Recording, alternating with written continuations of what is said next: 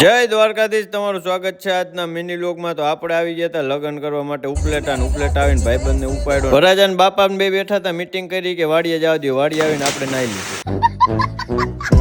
ઠેકડો મારી જ લીધો, પણ પાણી બહુ ઊંડું હતું. થોડીક વાર બુડબુડીએ બોલી ગયા. ભેંસ પડી પાણીમાં.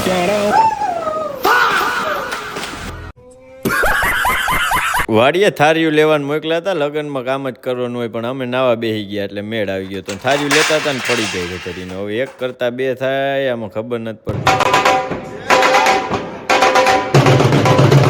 બપોરે ઘરે આવીને રસ બસ દાબી લીધો ને ફૂલ ટાંકી કરી લીધી. પછી હોટલે જઈને મુલતાની માટી લગાડી ગઈ. વરાજો તૈયાર થતો હતું કે અમારે થવું ભેગું.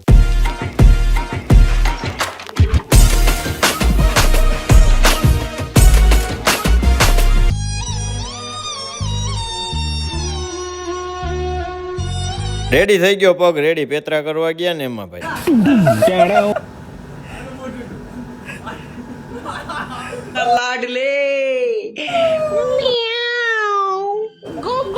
પછી વરાજાનું સૂટ ને શેરવાની ને ફલાણું ઢીકડું ને બધું લઈને ગાડીમાં નાખી દીધું ફટાફટ. પછી રાતે પેટ પૂજા કરીને ફટાફટ ગયા વરાજાને ઘરે ને આપણે પાઘડી માપતા હતા. કયા રાજા જેવો લાગુ કમેન્ટ કરો થોડુંક, અને આ જોઈ લેજો હમણાં મોટું પગ. मैं गाली नहीं दे सकता. તો ભાઈ બ્લોગ સારો લાગ્યો તો લાઈક કરો, શેર કરો, ફોલો કરો. જય દ્વારકાધીશ.